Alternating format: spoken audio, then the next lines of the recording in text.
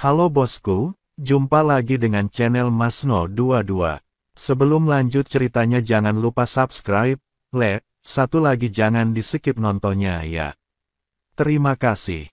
Tang Xiaoyi. Melihat pemuda ini, ekspresi kedua wanita itu sedikit berubah. Hong Yao, Lan Yao, apakah kalian berdua buta? Kalian menyerahkan hadiah besar dan malah menjual jimat kalian yang rusak. Tang Xiaoyi melambaikan kipas lipatnya dan berkata dengan nada meremehkan. Tuan Tang, apa maksud Anda? Hong Yao bertanya, apakah kamu tidak kenal orang ini? Tanya Tang Xiaoyi. Hong Yao dan Lan Yao menggelengkan kepala. Mereka tidak mengenal Chen Ping, tetapi karena ranah Chen Ping rendah dan wajahnya tidak dikenal, mereka datang untuk menjual jimat penyembunyian kepadanya. Tidak heran, Tang Xiaoyi tersenyum tipis, pria ini bernama Chen Ping, dan keluarga Huo memburunya dengan 200.000 batu roh abadi. 200.000 batu roh abadi. Kedua saudari Hong Yao dan Lan Yao saling berpandangan, mata mereka penuh dengan keterkejutan. Tuan Tang, Anda bercanda, kan? Bagaimana mungkin seorang kultivator tingkat 3 di alam Mahayana bisa bernilai 200.000 batu roh abadi?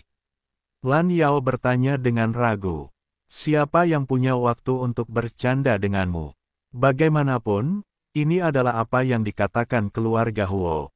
Aku tidak peduli di wilayah mana dia berada.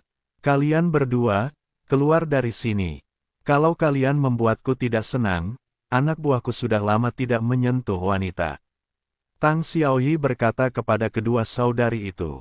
Jangan marah, Tuan Tang. Ayo kita pergi. Hong Yao buru-buru menarik adiknya dan tersenyum meminta maaf. Tetapi saat kedua saudari itu berbalik untuk pergi, puluhan bola cahaya tiba-tiba terlempar dari tangan mereka. Bola-bola cahaya ini meledak dengan cahaya yang menyilaukan, dan serangkaian ledakan terjadi dalam sekejap. Tang Xiaoyi terkejut oleh serangan mendadak ini dan segera mundur. Pergi, apakah kamu masih menunggu untuk mati di sini? Hong Yao menarik Chen Ping dan melarikan diri dengan cepat. Pada saat yang sama, Lan Yao memasang jimat penyembunyian pada Chen Ping untuk menyembunyikan napasnya agar mencegah Tang Xiaoyi dan yang lainnya mengejarnya. Sialan, kejar aku. Tang Xiaoyi sangat marah dan segera mengejarnya bersama anak buahnya. Hong Yao dan Lan Yao membawa Chen Ping dan berlari selama setengah jam hingga jimat penyembunyian di tubuh mereka kehilangan efeknya. Baru kemudian mereka berhenti, terengah-engah. Kedua pria itu buru-buru mengeluarkan beberapa pil untuk mengisi kembali tenaga mereka, sementara Chen Ping menatap mereka dengan heran. Mengapa kalian berdua menyelamatkanku? Chen Ping bertanya dengan bingung. Tidak ada alasan, kata Hong Yao setelah mengambil 2 napas. Kami para saudari baik hati. Bagaimana caramu berterima kasih kepada kami berdua? Lan Yao bertanya. Hati yang baik. Chen Ping tersenyum. Hati yang baik tetapi masih menindas yang lemah dengan memaksa orang lain untuk membeli dan menjual. Lan Yao melotot ke arah Chen Ping dan berkata, sudah cukup baik bahwa kamu memaksa orang untuk membeli dan menjual. Lihat, ada orang yang ingin membunuhmu secara langsung untuk mendapatkan hadiah. Bukankah kalian para saudari menyelamatkan aku sehingga kalian sendiri yang bisa mengambil hadiahnya? Chen Ping tertawa, karena kamu sudah melihatnya, kami para saudari tidak akan bertele-tele. Aku tidak pernah menyangka bahwa seorang kultivator tingkat 3 sepertimu di alam Mahayana bisa bernilai 200.000 batu roh abadi.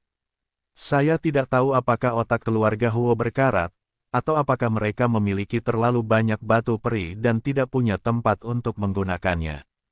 Tapi jangan khawatir, aku akan bertindak cepat dan tidak akan membiarkanmu menderita. Hong Yao memandang Chen Ping dan benar-benar berbicara untuk menghiburnya. Chen Ping menatap saudara kembar di depannya dan tidak bisa menahan tawa. Kedua wanita ini memiliki kecerdasan, tetapi tidak banyak. Apa yang kau tertawakan? Apa kau tidak takut mati? Lan Yao bertanya. Saya menertawakan masalah IQ Anda, kata Chen Ping.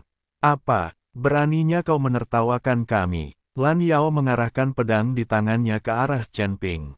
Pikirkanlah dengan otakmu. Apakah keluarga Huo memiliki terlalu banyak batu abadi, atau otak mereka berkarat? Mereka benar-benar menggunakan 200.000 batu abadi untuk membunuh seorang kultivator tingkat ketiga alam Mahayana. Bukankah mereka akan mengirim seorang tetua untuk membunuhku begitu saja? Mengapa mereka membutuhkan perintah pembunuhan dan 200.000 batu roh peri? Kata Chen Ping. Hong Yao memutar matanya dan berkata sambil berpikir, benar sekali, mengapa keluarga Huo tidak melakukannya sendiri? Karena keluarga Huo tahu bahwa tidak mudah bagi mereka untuk membunuhku. Ada orang-orang di belakangku yang tidak berani mereka ganggu, jadi mereka menawarkan hadiah dan membiarkan orang lain melakukannya. Chen Ping menjelaskan, apakah ada orang di belakangmu? Apakah orang di belakangmu lebih kuat dari keluarga Huo? Tanya Lan Yao. Chen Ping mengangkat bibirnya dan berkata, keluarga Huo yang kecil, aku bisa menghancurkan mereka dengan lambaian tanganku. Kau hanya membual, kenapa aku tidak percaya ada seseorang di belakangmu? Katakan padaku siapa yang mendukungmu. Lan Yao tidak percaya bahwa seorang kultivator kelas 3 di alam Mahayana dapat memiliki pendukung yang kuat. Pendukungku adalah diriku sendiri. Chen Ping menunjuk dirinya sendiri dan berkata, berani sekali kau mempermainkan kami, saudariku. Lan Yao mengira Chen Ping telah menipu mereka, jadi dia ingin membunuh Chen Ping. Namun saat ia berani bertindak, ia merasakan aura mengerikan menekannya. Coba aku lihat bagaimana kalian bisa melarikan diri. Tang Xiaoyi datang dengan marah, lalu meninju Chen Ping dan kedua saudari itu. Puncak dari alam Mahayana tingkat ke-9 membuat pukulan ini penuh dengan aura penghancur dunia. Hong Yao dan Lan Yao terkejut ketika mereka melihat ini, tetapi sudah terlambat untuk melarikan diri. Wajah keduanya tampak putus asa, mereka tahu bahwa tidak ada jalan keluar hari ini. Engah, tiba-tiba, tubuh Tang Xiaoyi membeku, dan kemudian dia dengan cepat jatuh dari udara. Tang Xiaoyi membuka matanya lebar-lebar dan menatap kosong ke dadanya. Pada suatu saat, sebilah pedang tertancap di dada Tang Xiaoyi. Pedang pembunuh naga. Kedua saudari itu tercengang karena mereka tidak melihat dengan jelas bagaimana pedang itu keluar. Melihat ini, dua pengikut di belakang Tang Xiaoyi langsung mengeluarkan aura yang menakutkan dan berdiri di kiri dan kanan Tang Xiaoyi. Keduanya memiliki kekuatan tingkat pertama alam abadi. Ketika mereka melihat Tang Xiaoyi tertusuk pedang, alis mereka berkerut. Dengan kekuatan mereka, mereka bahkan tidak dapat mengetahui bagaimana pedang itu berhasil menembus tubuh tuan muda mereka. Teman Chen, kami dari Sekte Tang, dan ini adalah tuan muda Sekte Tang kami. Kami harap Anda dapat melepaskan tuan muda kami. Salah satu biksu mengepalkan tangannya dan berkata kepada Chen Ping. Mampu menusuk tubuh Tang Xiaoyi dengan pedang dalam sekejap tepat di bawah hidung mereka. Kekuatan Chen Ping pasti bukan alam Mahayana tingkat ketiga seperti yang telah dia ungkapkan. Terlebih lagi, Tang Xiaoyi berada di puncak alam Mahayana tingkat 9. Bagaimana mungkin tubuhnya bisa ditusuk oleh pedang dari seorang kultivator Mahayana tingkat 3? Satu-satunya penjelasan sekarang adalah Chen Ping menyembunyikan kekuatan aslinya. Sekte Tang. Chen Ping menggelengkan kepalanya, belum pernah mendengarnya. Desir, pedang pembunuh naga kembali ke tangan Chen Ping, tetapi tubuh Tang Xiaoyi langsung terpotong menjadi dua, baik jiwa maupun tubuhnya hancur. Pada saat yang sama, tas penyimpanan di Tang Xiaoyi juga terbang ke tangan Chen Ping. Dia benar-benar tuan muda dari keluarga kaya. Dia punya banyak barang bagus. Chen Ping melirik tas penyimpanan itu, lalu berkata kepada dua biksu Sekte Tang, kalian dipersilakan untuk membalaskan dendam tuan muda kalian. Kedua biksu Sekte Tang saling berpandangan, namun tak satu pun berani bergerak. Semakin Chen Ping bersikap seperti ini, semakin gelisah perasaan kedua orang ini. Kedua lelaki itu hanya bisa menatap Chen Ping, tangan mereka terkepal erat, aura mengerikan terpancar dari tubuh mereka, tetapi mereka tidak mengambil tindakan apapun. Pedang tadi meninggalkan ketakutan yang tak kunjung hilang pada mereka berdua. Mereka berdua adalah penguasa alam transformasi abadi, tetapi mereka bahkan tidak melihat bagaimana Chen Ping melakukan gerakannya. Awalnya aku berpikir dengan keterampilan Tang Xiaoyi, meskipun dia bukan tandingan Chen Ping, dia tidak akan bisa terbunuh seketika. Selama situasinya tidak benar, mereka ada di sini untuk membantu. Siapa yang tahu bahwa Tang Xiaoyi langsung dibunuh oleh Chen Ping? Pada saat ini, mereka akhirnya mengerti mengapa keluarga Huo menawarkan hadiah 200.000 batu peri untuk membunuh Chen Ping. Kekuatan semacam ini bernilai lebih dari 200.000 tael. Setelah menatap Chen Ping sejenak, kedua biksu sekte Tang perlahan menghilangkan aura mereka, lalu berbalik, masing-masing mengambil setengah tubuh Tang Xiaoyi, dan dengan cepat menghilang ke langit. Baru setelah kedua biksu sekte Tang pergi, kedua saudari Hong Yao dan Lan Yao menghela napas lega dan langsung jatuh ke tanah. Aura dua biksu alam abadi tadi sangat sulit ditanggung oleh kedua saudari itu. Pada saat ini, keduanya hampir kelelahan. Chen Ping berbalik dan menatap kedua saudari itu, matanya setenang air. Semakin tenang Chen Ping, semakin takut pula kedua saudari itu. Tuan Chen, kami salah. Mohon maafkan kami. Kami bersedia menyerahkan semua sumber daya yang kami miliki. Lan Yao tidak lagi sama seperti sebelumnya. Dia menjadi pucat, tubuhnya gemetar, dan dia tampak menyedihkan. Jika Guru Chen tidak menghargai sumber daya kami para suster juga dapat menawarkan tubuh kami untuk hiburannya. Kami adalah saudara kembar, dan kami dapat memberikan Guru Chen pengalaman yang berbeda. Hong Yao mengedipkan matanya yang besar dan terus menggoda Chen Ping. Tidak tertarik. Setelah Chen Ping selesai berbicara, dia berbalik dan pergi. Apa saudara perempuan atau bukan? Chen Ping sama sekali tidak tertarik sekarang. Lagi pula, aku tidak kekurangan wanita. Chen Ping berbalik dan pergi, yang benar-benar mengejutkan kedua saudari itu. Kedua saudari itu saling memandang, lalu berdiri dan mengejar Chen Ping. Tuan Chen, tunggu sebentar. Hong Yao berteriak. Kenapa? Kalian berdua benar-benar ingin aku tidur denganmu. Chen Ping sedikit mengernyit. Hong Yao tersipu dan menggelengkan kepalanya, penampilan saudara perempuan kita jelas tidak pantas untuk disukai Tuan Chen. Kami hanya ingin mengingatkan Tuan Chen bahwa orang yang baru saja Anda bunuh bukanlah orang biasa. Anda mungkin tidak tahu siapa dia, bukan?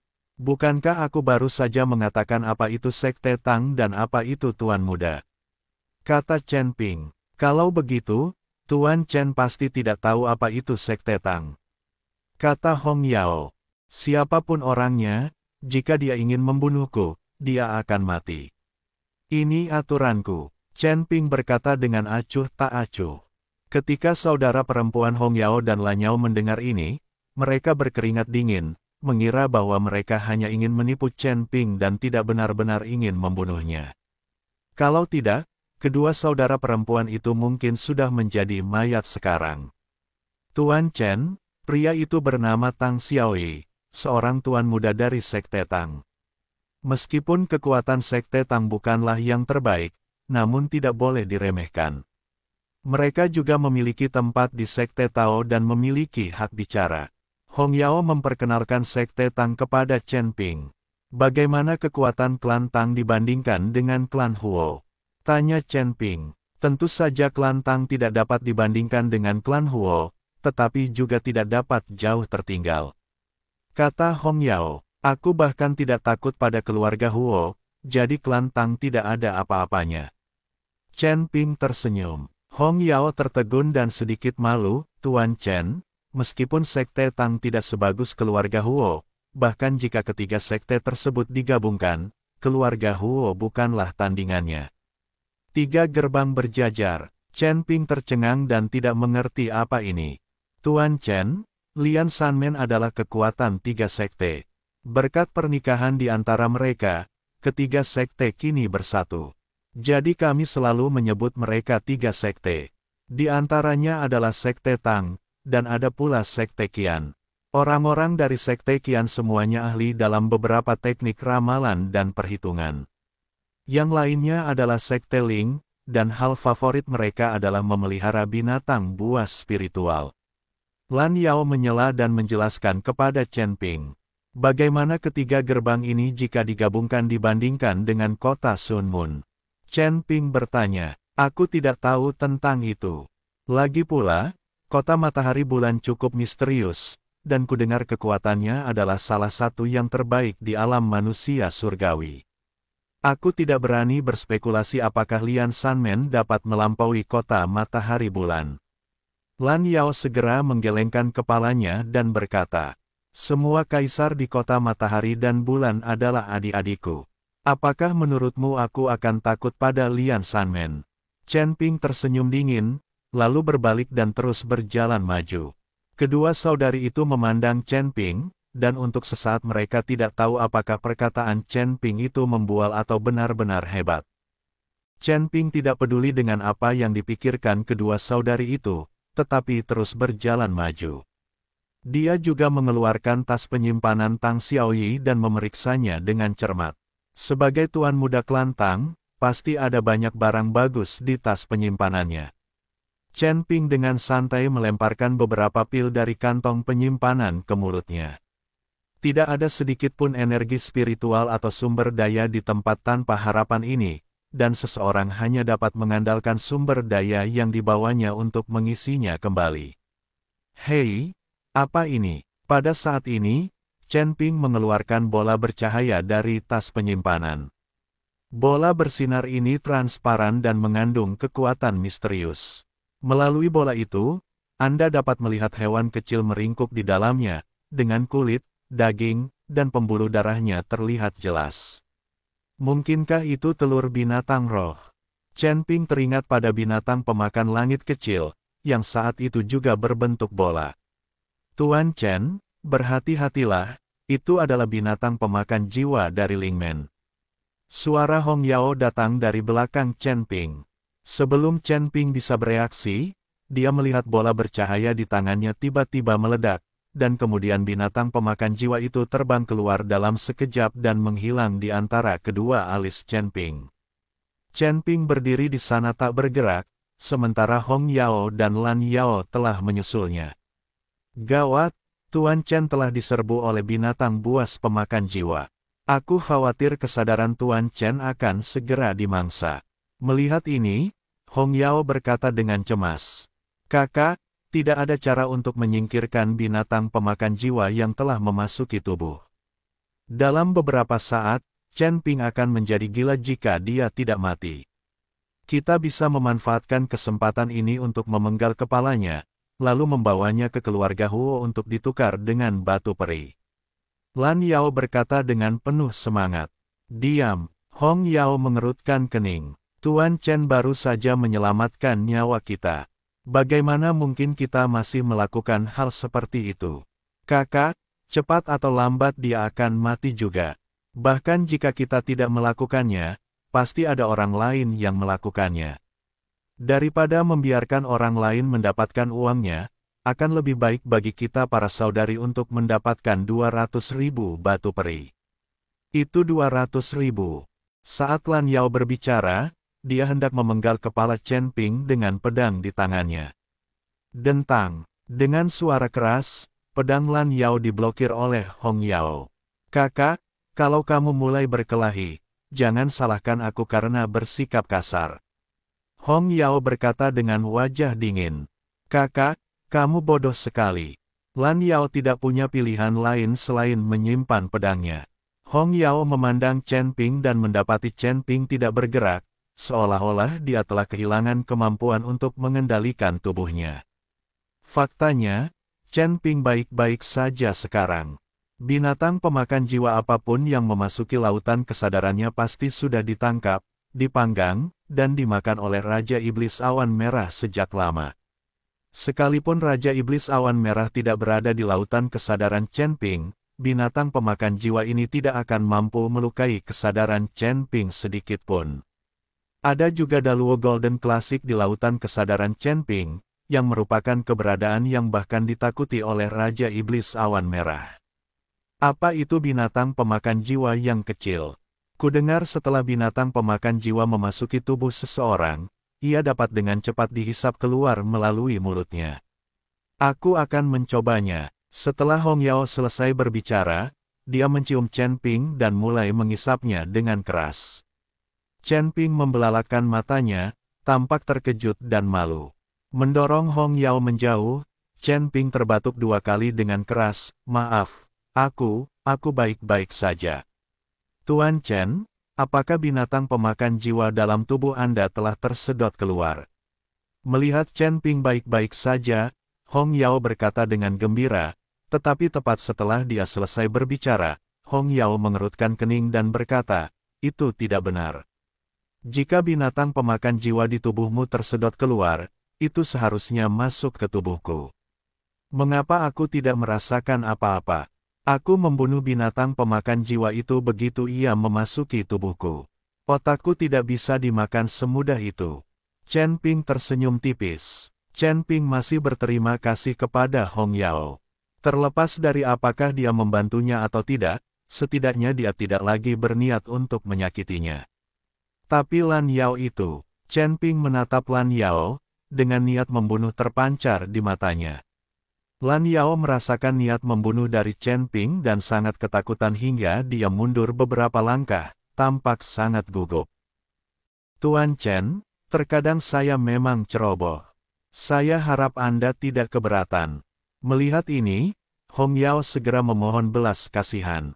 "Kamu mengandalkan bantuan kakakmu, kalau tidak, kamu pasti sudah menjadi mayat sekarang." Chen Ping menatap Lan Yao, matanya penuh peringatan. Setelah mengatakan itu, Chen Ping berbalik dan pergi. Dia tidak ingin terlalu banyak berurusan dengan saudara kembar di depannya. Tetapi siapa yang mengira bahwa begitu Chen Ping pergi, mereka berdua menyusulnya. "Ada lagi?" tanya Chen Ping. "Guru Chen, kami ingin mengikuti Guru Chen." Hong Yao berkata terus terang, "Aku tidak akan membiarkan siapapun yang ingin membunuhku berada di dekatku." Chen Ping menggelengkan kepalanya. "Tuan Chen, memang salahku tadi, tetapi Tuan Chen juga harus berpikir jernih. Tempat Wuwang ini milik keluarga Huo. Mereka memberi hadiah kepadamu tetapi tidak mengirim siapapun untuk memburumu. Ini menunjukkan bahwa mereka hanya ingin menjadikan Tuan Chen sebagai tikus yang menyeberang jalan. Semua kultivator yang bisa datang ke Wuwang Land berasal dari sekte dan keluarga yang memiliki kekuatan tersembunyi. Jika orang-orang ini menargetkan Master Chen, maka Master Chen tidak akan pernah merasa damai." Hong Yao mengikuti Chen Ping dan berkata, "Apakah kau punya cara untuk mencegahku menjadi sasaran?" tanya Chen Ping. Hong Yao mengangguk, "Tuan Chen, alasan mengapa Anda menjadi sasaran adalah karena ranah Anda saat ini terlalu rendah. Saya harap Anda tidak akan menyembunyikan ranah Anda dan secara langsung memperlihatkan kekuatan Anda untuk membuat beberapa orang mundur. Jika Tuan Chen baru saja menunjukkan kekuatan aslinya, Tang Xiaoyi tidak akan berani memprovokasi Tuan Chen dengan mudah." Chen Ping tersenyum, "Alam Mahayana tingkat ketiga adalah alam sejatiku. Aku tidak menyembunyikan apapun." "Apa?" Hong Yao terkejut. Seorang kultivator pada alam Mahayana tingkat ketiga membunuh seorang kultivator pada alam Mahayana tingkat ke-9 hanya dengan satu pedang. Bukankah ini terlalu keterlaluan? Setelah terkejut sejenak, Hong Yao melanjutkan, "Tuan Chen, karena Anda berbakat dan dapat bertarung di atas level Anda harus pergi ke Sekte Dao. Sekarang tangga menuju surga belum turun, hampir semua kultivator telah berkumpul di Sekte Dao. Setelah Master Chen tiba di Sekte Dao, dia bisa dengan sombong menunjukkan kekuatannya. Dengan cara ini, banyak orang akan takut dengan kekuatan Master Chen dan tidak akan berani memprovokasi Anda lagi. Ada juga kekuatan di balik Master Chen, yang juga dapat ditampilkan, seperti Kaisar Kota Sun Moon. Anda dapat memerintahkan Kaisar Kota Sun Moon untuk memijat punggung Anda di jalan dan melihat apakah orang lain berani menargetkan Anda. Saya khawatir bahkan keluarga Huo dan keluarga Tang tidak berani membalas dendam pada Tuan Chen." Chen Ping mendengarkan analisis Hong Yao dan tersenyum tipis. apakah kamu memintaku untuk pamer? Hong Yao mengangguk, jika Tuan Chen benar-benar hebat, tunjukkan saja yang sebenarnya. Jika dia tidak benar-benar hebat, pura-pura saja hebat. Pokoknya, pastikan saja orang lain tidak berani memanfaatkanmu. Bagaimana aku bisa berpura-pura? Alamku terlalu rendah, jadi aku tidak bisa berpura-pura. Chen Ping merenung, aku punya pedang di sini. Aku ingin tahu apakah aku bisa berpura-pura. Saya khawatir ini tidak akan berhasil. Ini hanya pedang yang berharga. Tidak semua orang tahu nilainya. Apakah Tuan Chen punya benda hebat lainnya? Hong Yao bertanya, lalu aku akan berpura-pura punya binatang dewa, berpura-pura tahu ilmu peri, berpura-pura tahu formasi, berpura-pura bisa memulihkan kesehatan orang, berpura-pura punya busur dewa, dan berpura-pura punya pendukung yang bisa menghancurkan surga dan manusia dengan satu pukulan. Chen Ping berbicara tanpa henti.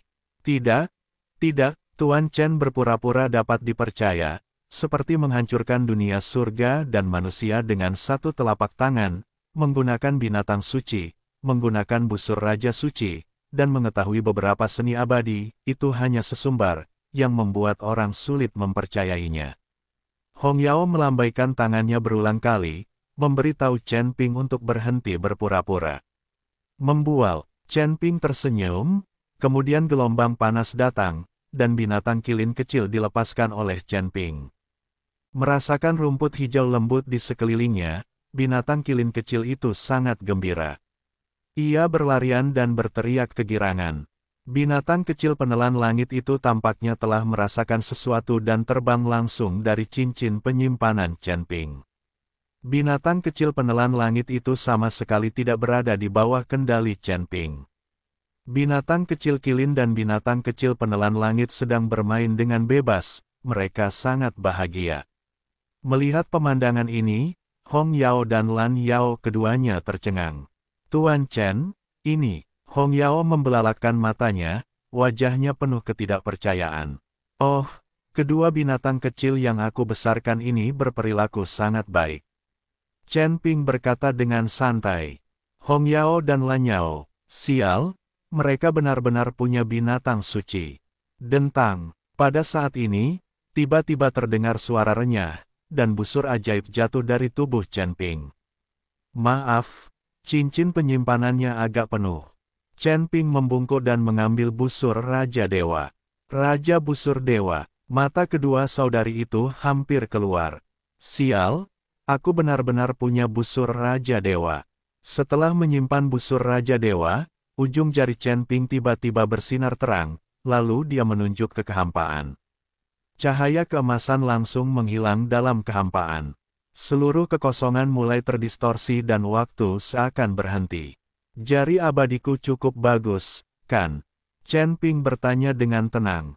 Sihir, mulut kedua saudari itu cukup besar untuk menampung 2 butir telur.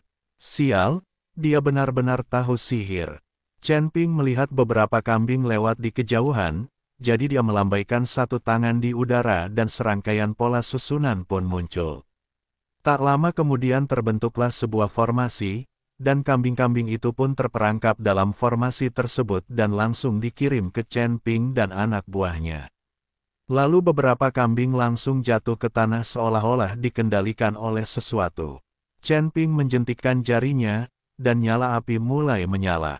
Saat aromanya memenuhi udara, beberapa kambing dipanggang. Baunya harum sekali. Sudah lama aku tidak makan daging domba panggang.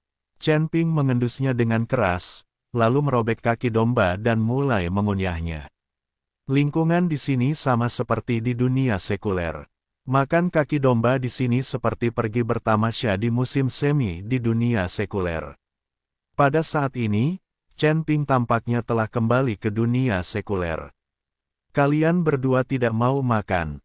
Chen Ping menatap kedua saudara perempuan itu dan bertanya.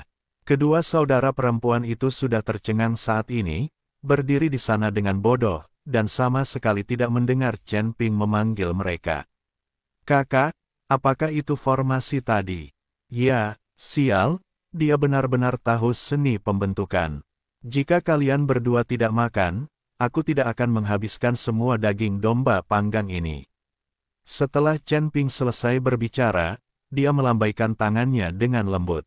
Nafas berlalu bagai angin sepoi-sepoi, dan beberapa kambing panggang benar-benar tampak kembali daging dan darahnya, dan akhirnya hidup kembali dan melarikan diri.